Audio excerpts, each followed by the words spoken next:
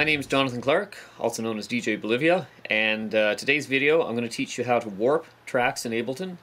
The reason you would warp tracks in Ableton is because within Ableton, once you've got a track warped, or a series of tracks warped, if you're playing along, the program will basically peg them to a framework, peg them to a specific tempo. But you can't do that kind of stuff until you actually have some markers set up within each song, so Ableton knows exactly where certain beats have to fall within a song, that sort of stuff. Okay, so warping is very important. You don't necessarily use warping a lot for production work, but you will use it if you're trying to DJ and beat mix.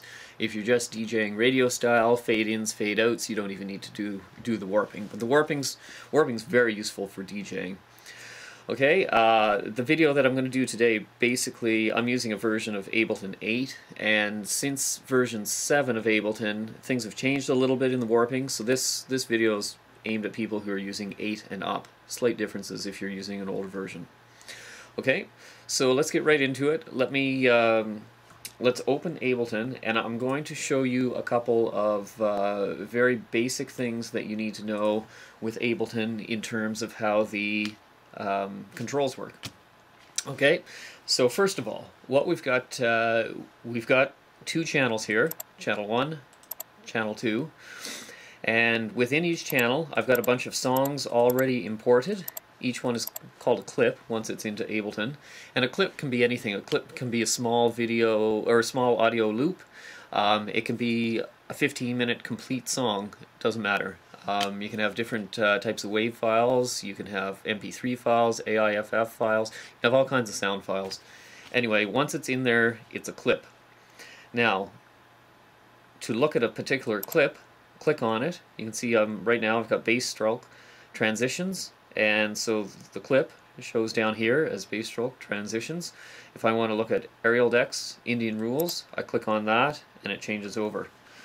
Okay. You can see the entire waveform of the sound file that you're working with right here.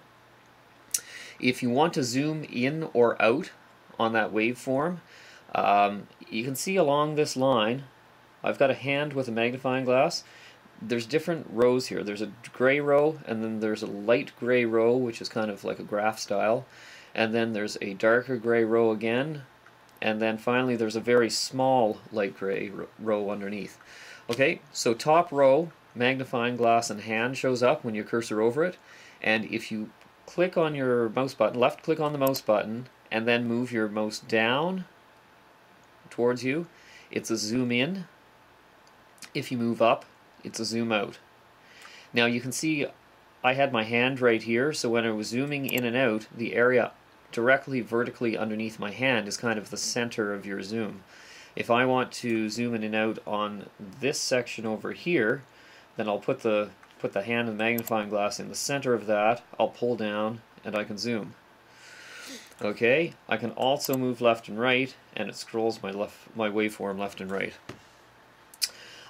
There's the second row, the lighter gray with the graphs. You can see my icon, my mouse pointer turns into a speaker.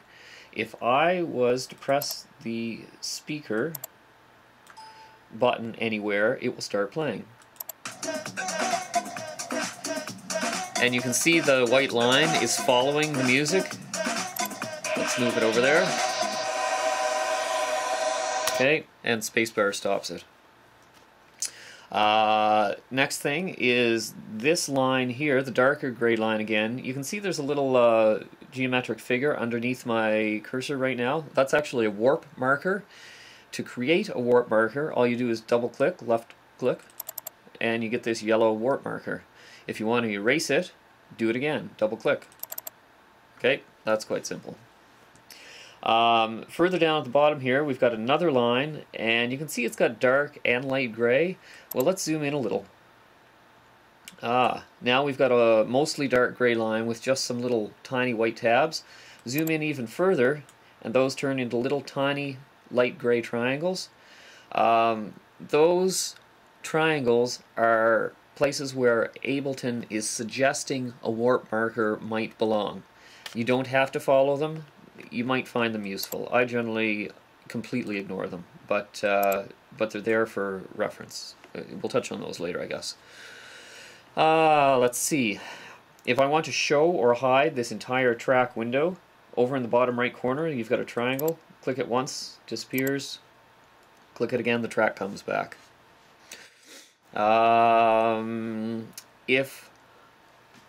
If I'm looking at a track, you can also have devices in a track. Now, to see the devices instead of the track window, you hold down Shift and hit Tab. You can see I've got an EQ3 device already in there. And there's a little sign here that says drop audio effects. You might have a whole bunch of audio effects. Anyway, if you're looking at audio effects and you want to see your waveform view instead, just hit Shift Tab again, goes back to your track waveform view. So that's important. And let's see, let's zoom into a particular warp marker that's already there. If you want to put a warp marker over here, I could double click and add a warp marker there. I just took that away. The other thing that you can do is you can hold down the Shift key, and if you're in the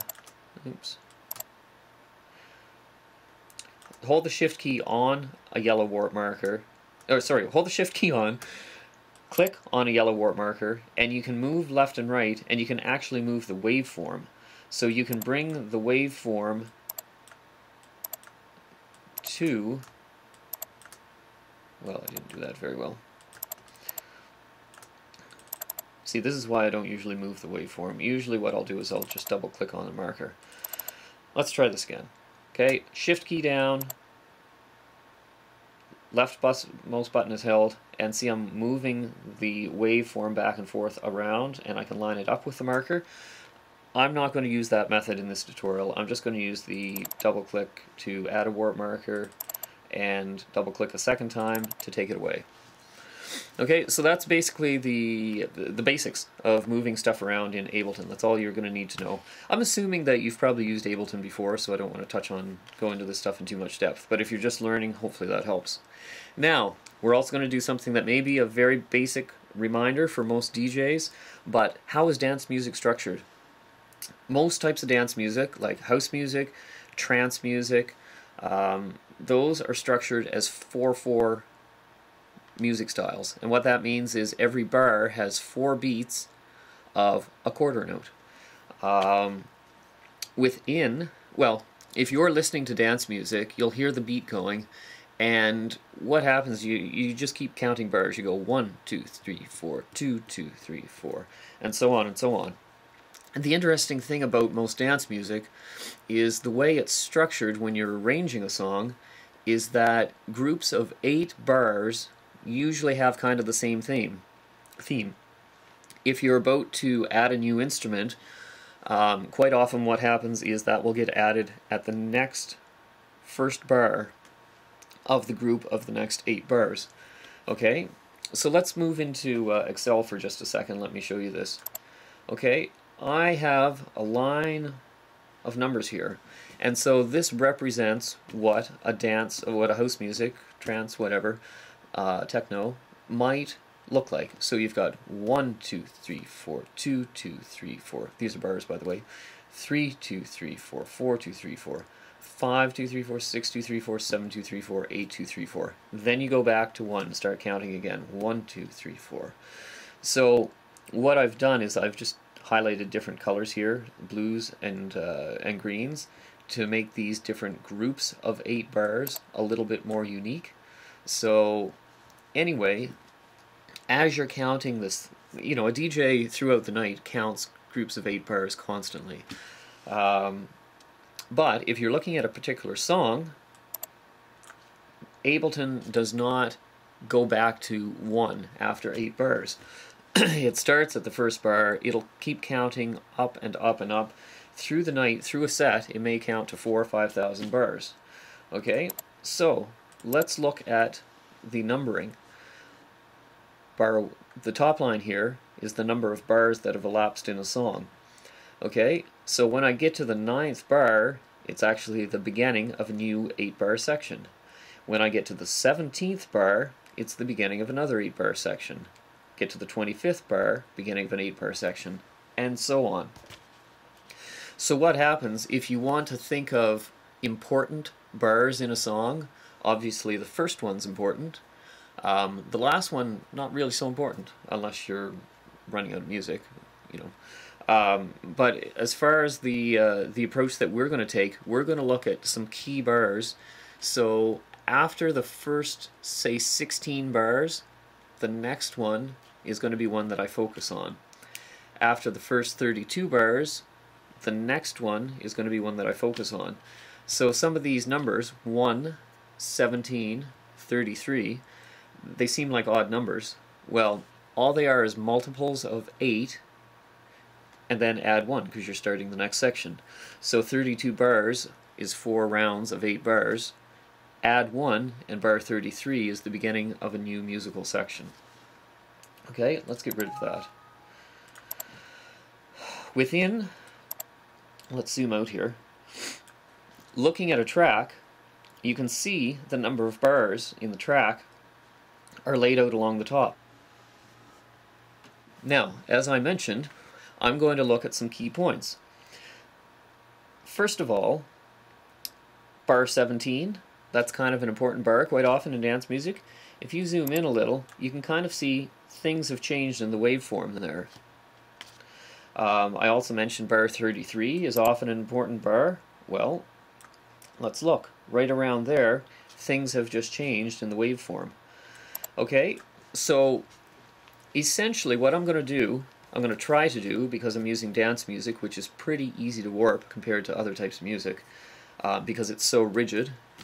Essentially what I'm going to do is I'm going to try and add about 5 warp markers to each song. I'm going to put one at the very beginning, which is critical.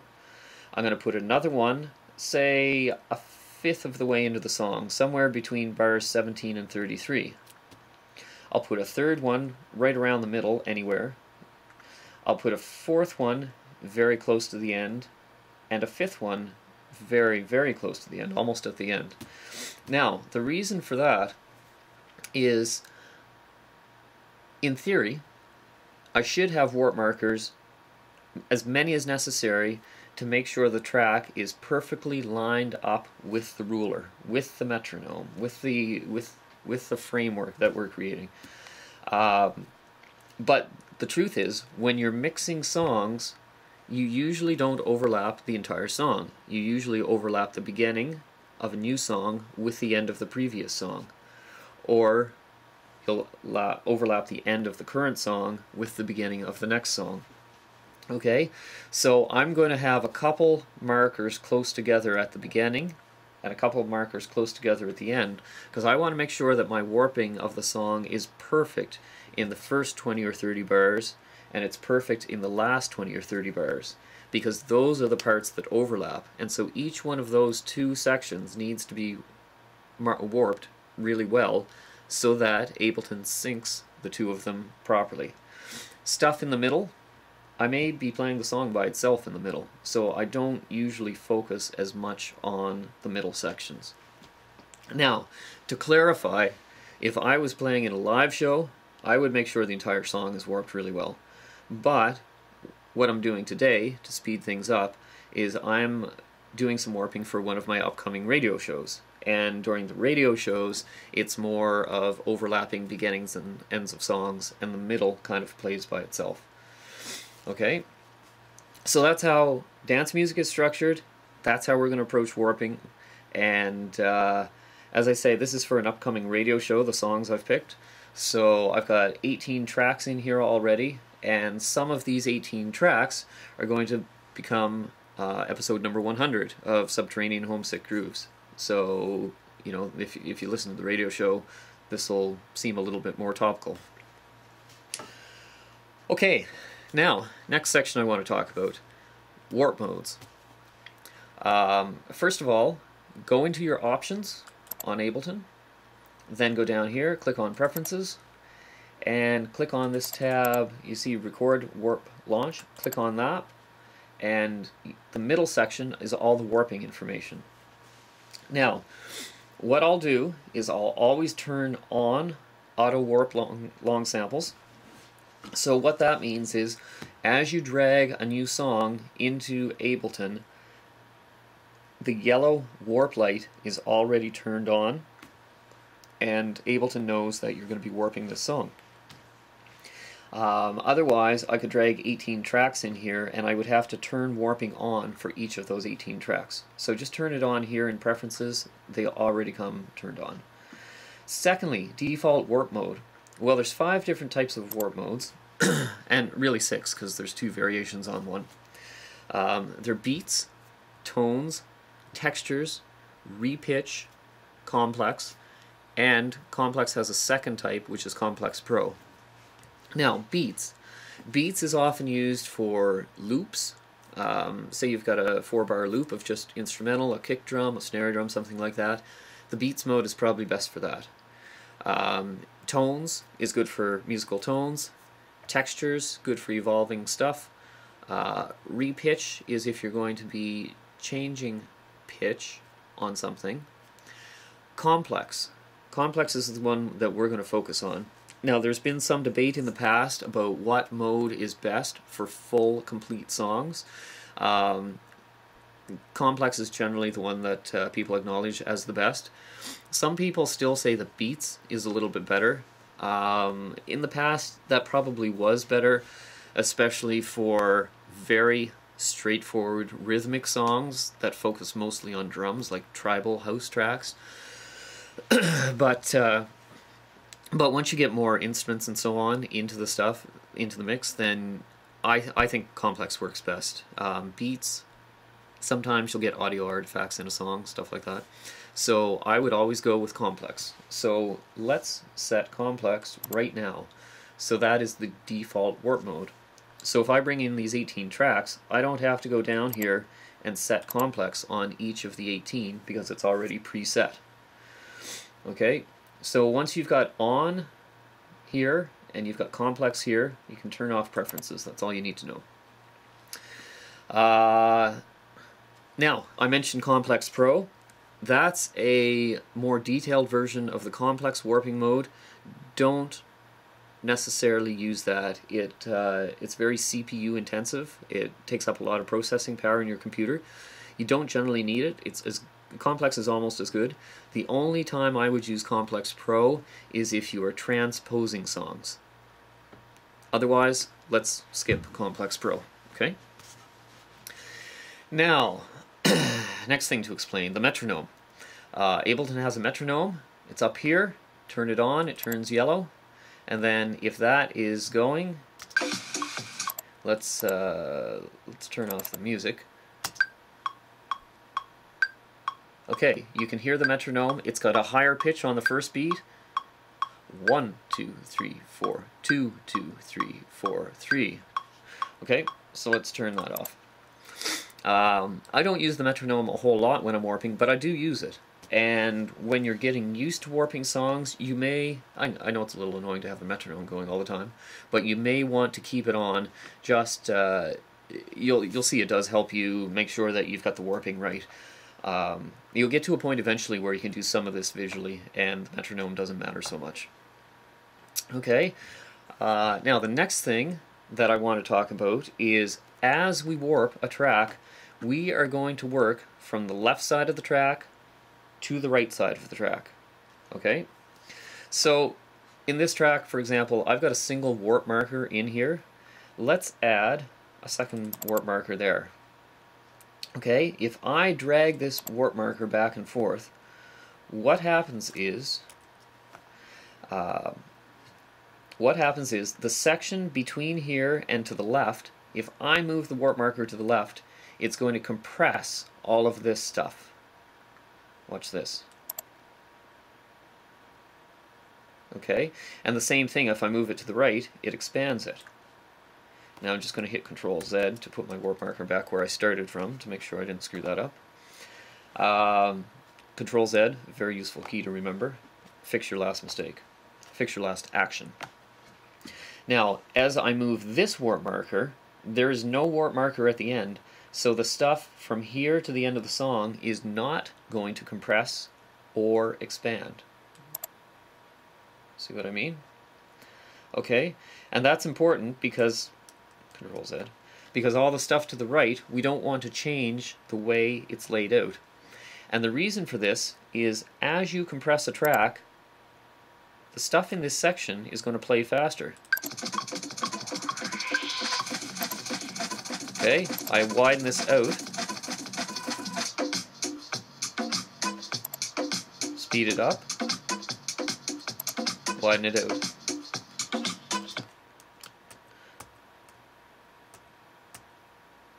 Okay, so if I have another warp marker over here, things function differently.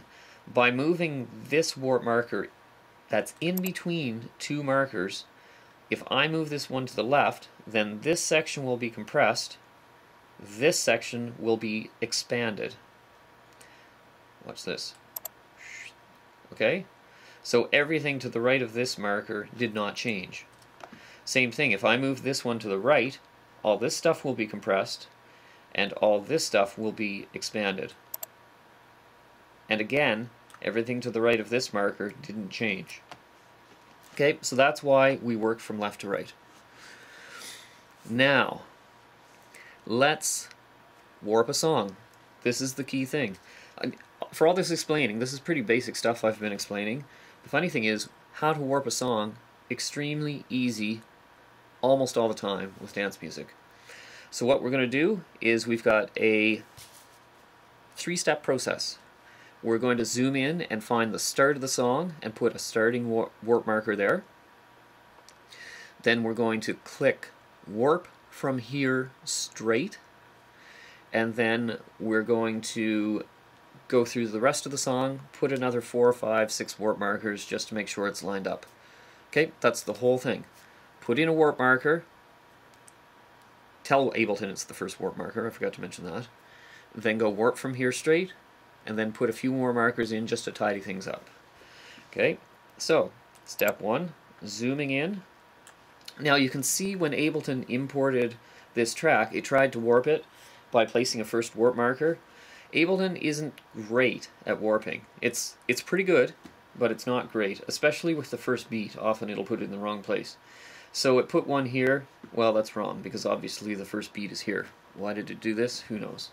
So let's zoom in a little bit, and it does have a suggested transient right there. We're going to double click, we're going to create a warp marker. Now let's zoom out a little bit. See how it's gray on this side and white on this side? That's because Ableton thinks that the start of the song is here, but we know the start of the song is there.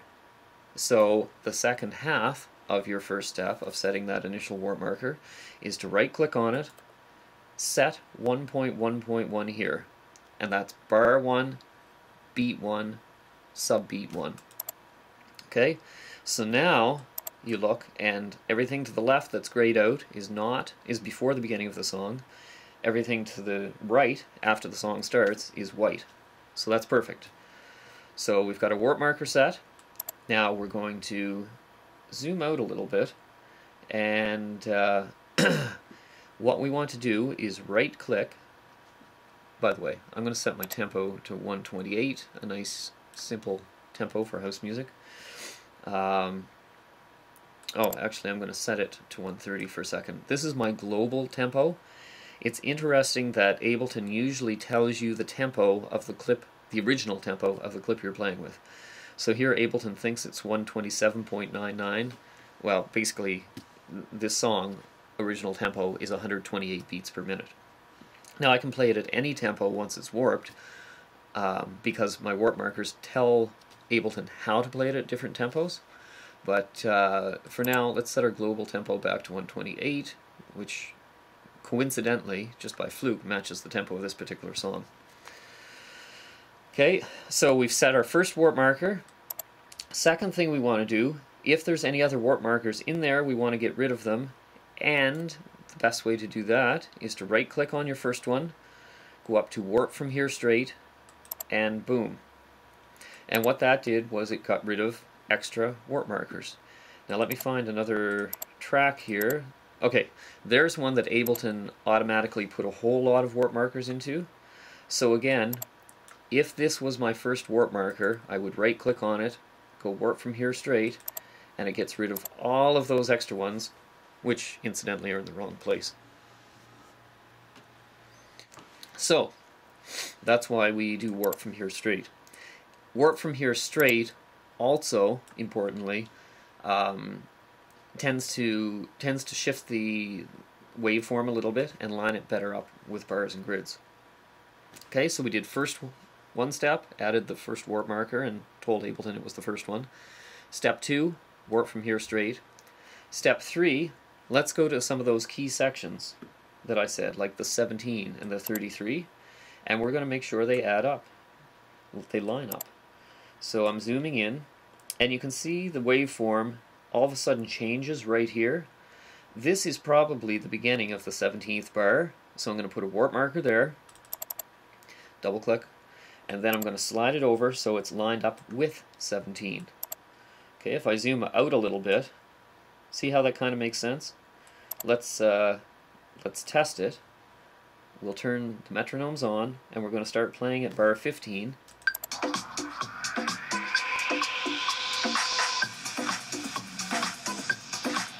Okay, that seems like it's pretty good.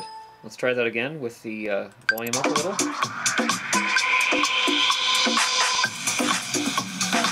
Okay, so the metronome is matching my song. That's good.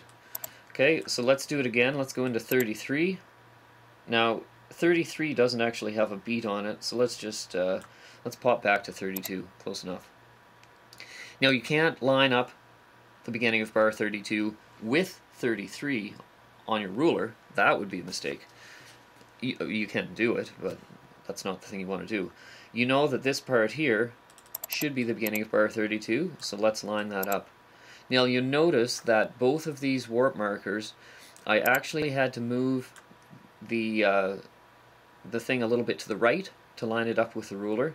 That's probably going to be your case 3/4 of the time, maybe 90% of the time. Usually it tends to jump the gun a little bit, so most of your warping you're moving slightly to the right, but not always. Okay, let's pick a place right in the middle of the song roughly, so we'll do either here or here. This part right here looks like it's a good sharp introduction on bar 97. Let's zoom in a little bit. And Ableton's pretty close. Again, let's add a warp marker. Let's line it up with 97 so it's perfect. Okay, let's try playing again.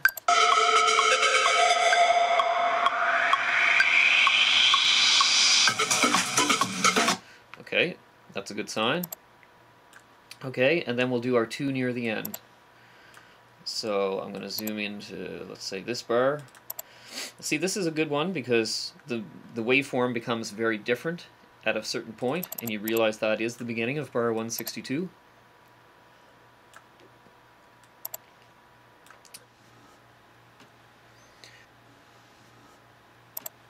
And let's zoom into 172.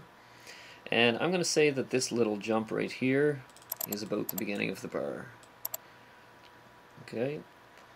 So I've put my 5 warp markers, actually I put 6 in, but generally, like I say, I put about 5 in. I put one at the very beginning, one near the beginning, around 17 or 33. I put another one roughly in the middle, and I put a couple near the end. Now, with the metronome on, I should be able to hit play, and the music should sound like it's playing along with the metronome. That's your way of double checking to make sure you put the warp markers in the right place.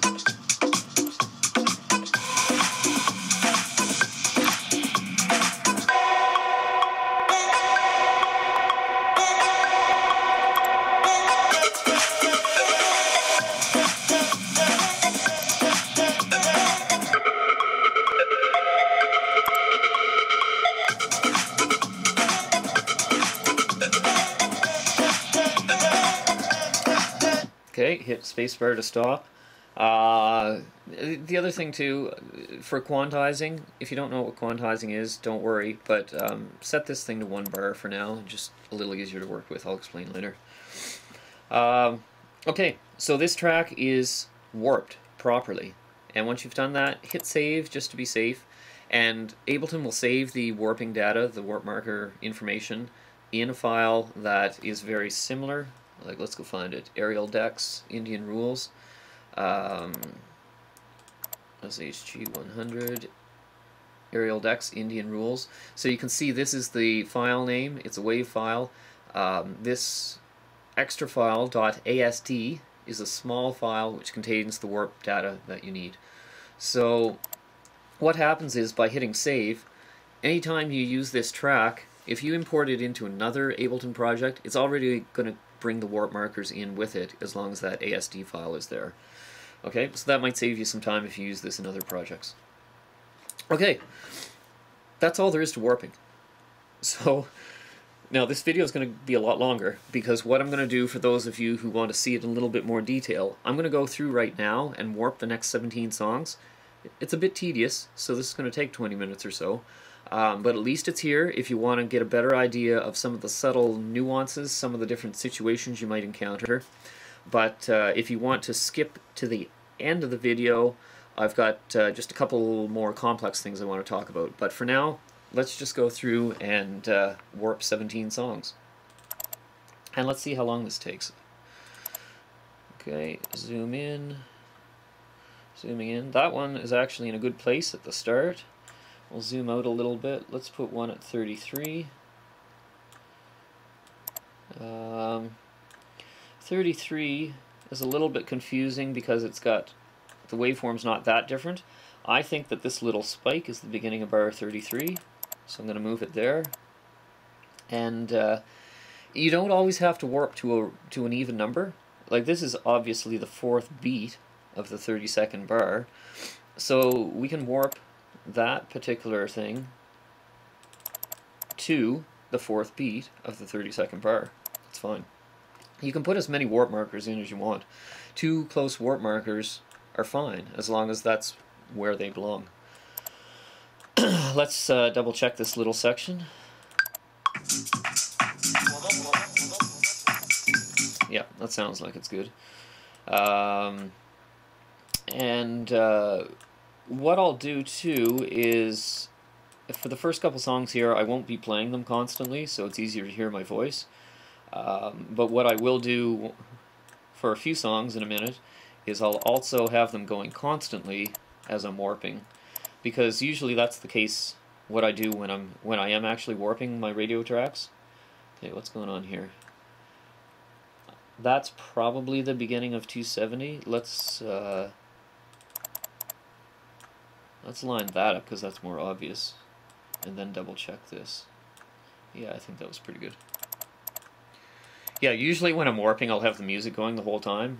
Just, I mean, it's a good double check, but it's also more entertaining.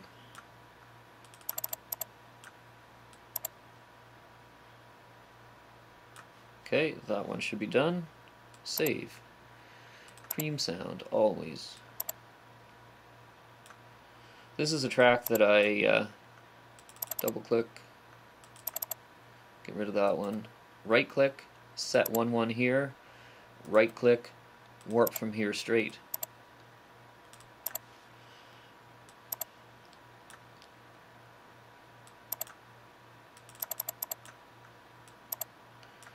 This track, Cream Sound, I believe I played this, a different remix of this, in my very first radio show, episode number 1. So I thought it'd be kind of cool to play a different remix of the same track in the 100th episode.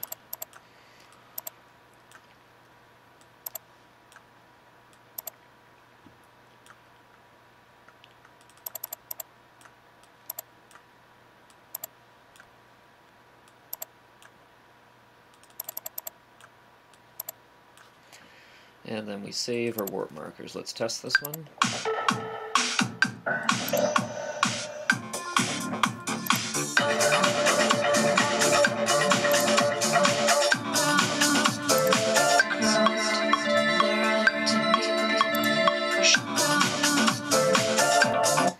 That sounds good. So I think what I'll do is I'll keep the music going in the background here for the next couple songs as I warp them. Oh, here's a unique example. Here, Ableton, instead of putting the first warp marker in the middle of the song, it put it before the song. Okay? You can't double click to get rid of a warp marker if that's the only warp marker in the entire song. So I'm going to add this one first, then delete that one. Then I'll right click, set 1 here, right click, warp from here straight. Okay.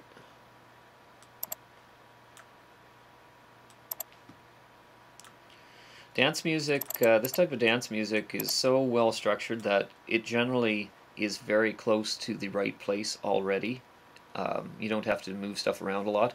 I'll get into a couple examples at the very end where the songs are not straight dance music and they're a little more difficult to warp.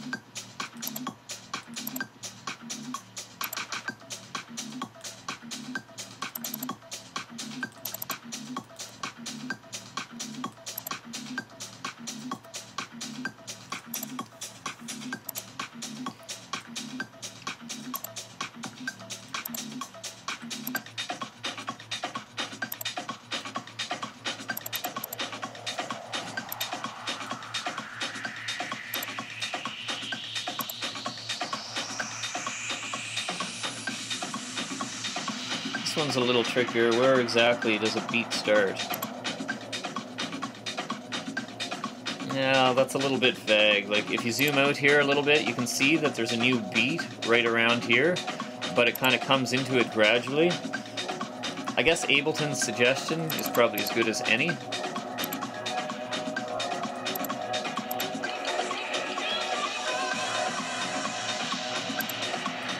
Sure.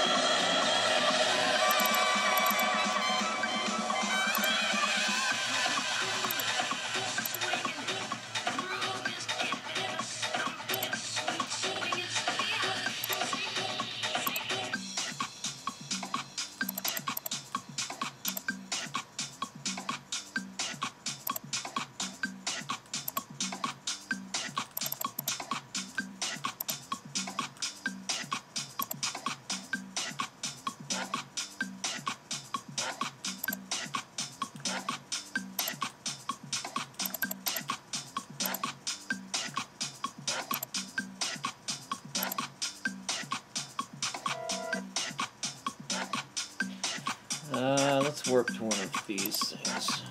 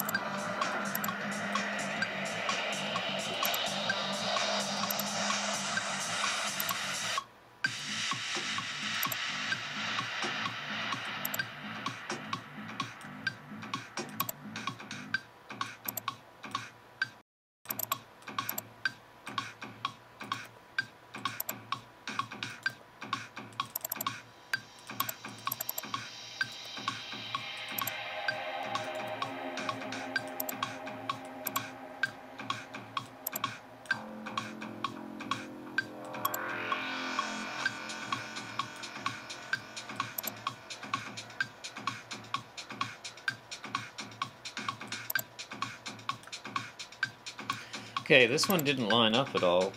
As you can see, that doesn't seem right. 33 here, that is late. I think I got fooled by the beginning of the beat here. I think this is before the first beat. I think the first beat has to go here. So let's try that. Set 1-1 there, warp from there straight.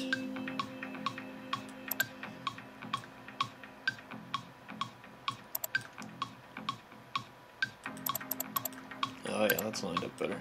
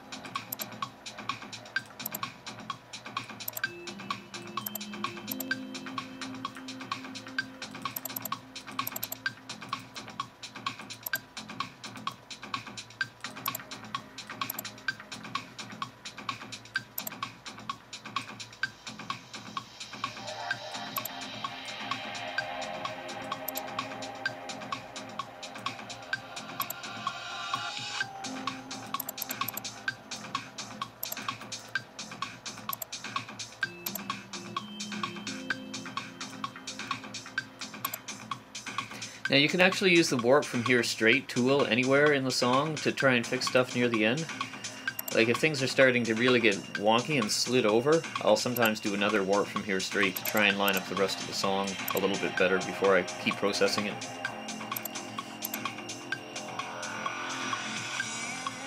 See, this is a trickier one because really, there's that 127. Is that the beginning of 127? Let's check and see.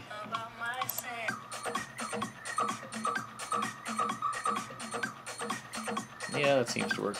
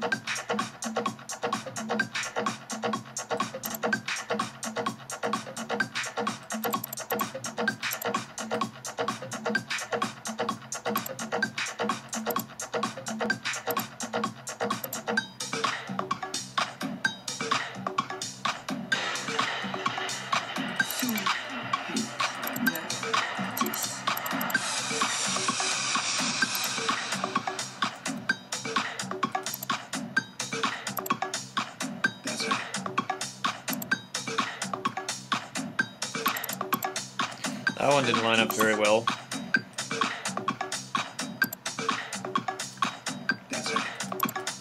I guess it's just that first bar is a little bit messed up. See, our fourth one was pretty close. So hopefully the rest of it's close from here on in. 7, 8, 9, 10.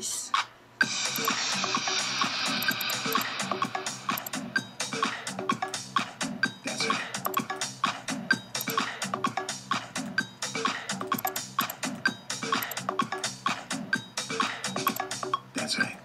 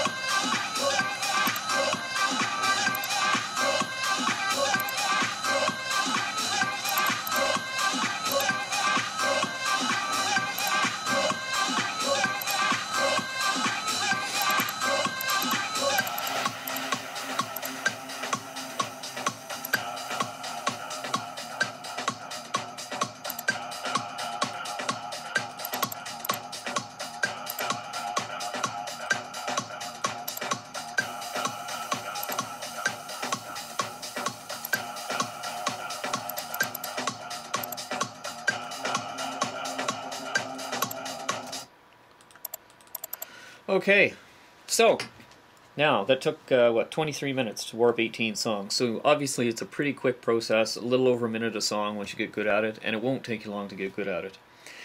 Now, the benefits of having warped these songs. The nice thing is now these songs are going to be in sync with each other as long as you've got quantizing on, so you start on some sort of on the ruler, on the timeline. If you turn quantizing off by going to none, and a song is playing, and you start another song, it will start immediately. So that's why I don't like using the none setting.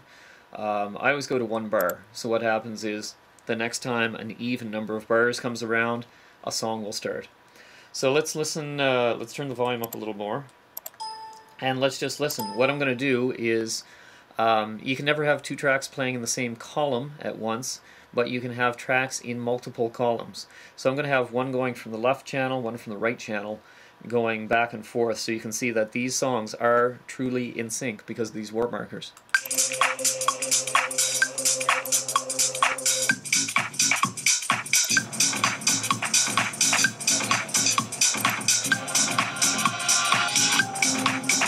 Two songs.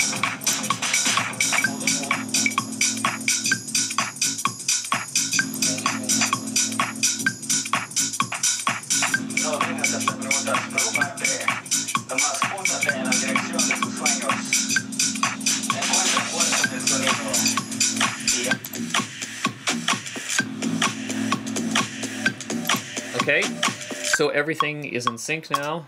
We'll turn off our metronome.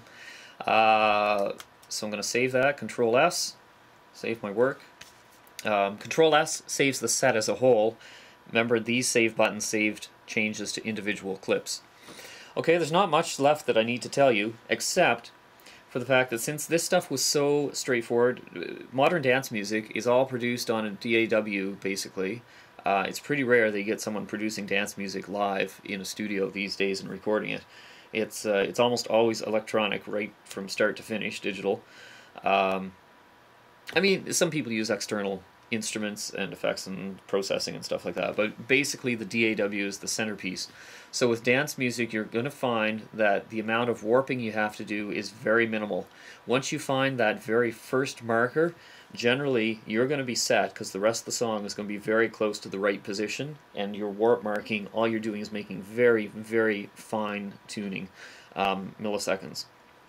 Now, I said I would show you just a little bit more about how things can be more complex. Let's look at a tough song here. Let's look at an old classic, Sandstorm by Durruti. How am I going to do this? Because I've already got warp markers in there. Okay, so let's go into our Windows Explorer, and we're going to go into DJing. Where is that track? That's right here. So I'm going to copy Sandstorm without the ASD file. I'm going to put it in my folder for episode 100. Paste, Control V. Okay, there it is. Okay, so I've got a copy without the ASD file. So let's delete this one. Let's use our browser to go up. Get rid of that one. Let's find Subterranean Homesick Grooves 100. And there it is. So let's bring it in. Now watch as I let go. It's going to slowly build the track. First time you bring a track into a session, it has to do that. It tries to figure out the waveform file. Okay, now this track is a really tricky one. First of all, Ableton tried to set a ton of warp markers. Let's see what it sounds like. Not so good. No, that's not what the producers intended for that track. So let's take warping off and play it now. We'll take the metronome off. 1, 2, 3, 4. Now, you'll notice down here, segment BPM, Ableton thinks that the tempo of this is 90 beats per minute. Problem is it's not. It's probably around 125 to 135. Okay, let's figure out exactly what the tempo, well, as close to exactly as possible, what the tempo might be. And to do this, we're going to play it, and we're going to hit the tap button, and the tap button is going to give us a tempo.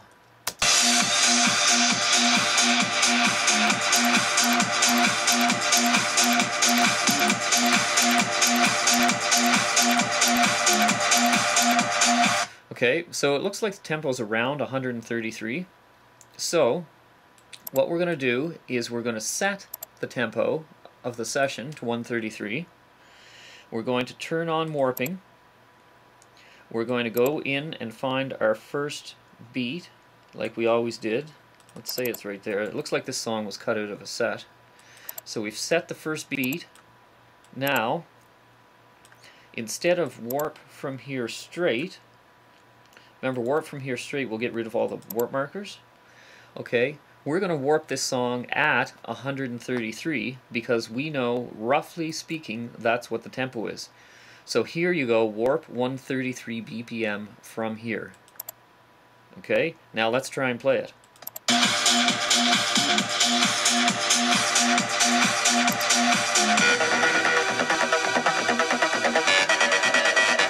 Okay, that sounds a lot better. So now we can go into the song and let's see if we can, yeah, that looks like the beginning of beat 2. Looks like the beginning of beat 6. Now for a song like this, where it doesn't line up very well, like you can see it's going out of sync very quickly. In the space of time from bar 6 to bar 10, it's lost already a quarter of one quarter note. So it's lost a 16th note in the space of 4 bars. So, you know, if the song's 100 bars long, it's going to lose 25 16ths. It's going to be way out of sync. So basically, for a song that is not synced very well, what you're going to want to do is go in every couple bars and keep lining it up. So this one's going to be a slower one, definitely, to sync than our other stuff, but it's part of the price you have to pay for making it work well.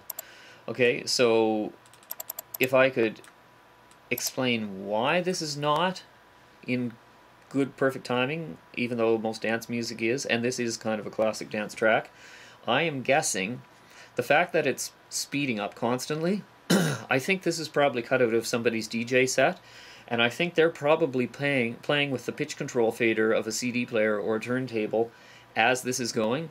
So the original track probably isn't 133 or whatever it ended up being. It probably varies quite a bit throughout the song.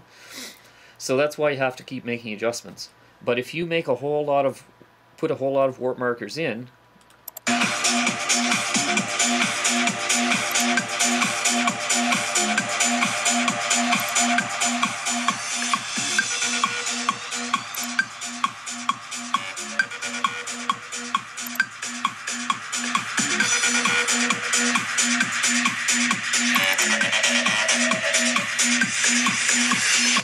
okay, so that's how we warped one that didn't really fit the mold. Sometimes you will get a song where Ableton thinks it's going twice as fast as it should be.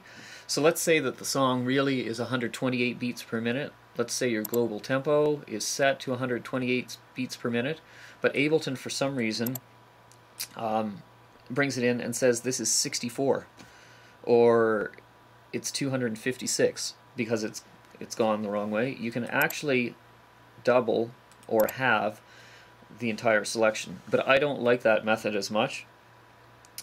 Quite frequently it doesn't work.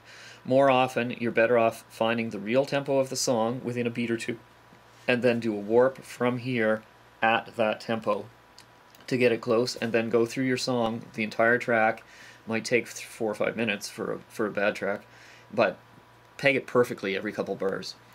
There was a thing I was playing with just the other day. I was taking the Cantina theme from Star Wars, John Williams, and I wanted to see if I could put a good beat behind that and make it a little bit more of a consistent thing, because that was recorded as a live band, orchestral, And of course the tempo is up and down constantly.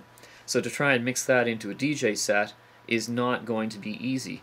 But by going into it bar by bar and repegging a warp marker every single bar, I was able to make that really fluid track work so that I could mix it in Ableton and peg it to another track. If you don't do your sets in Ableton, this can still be useful, because again, use that John Williams track as an example, the Cantina theme. I could just use that single track, warp it, and then export the warped file as a rigid, nice dance track, and then burn it to CD. So I could still use it in a DJ set on a CD player, but at least I'm not constantly fixing the pitch as I'm mixing, which is almost impossible for something changing that quick, because I've already fixed it so the tempo is constant on a song that was not a constant tempo from the start. So you can see Ableton has a lot of power that way. A vague suggestion too, some of you, if you're getting into remixing and productions, you'll realize the power of warping, and you may get acapellas, and you want to warp those.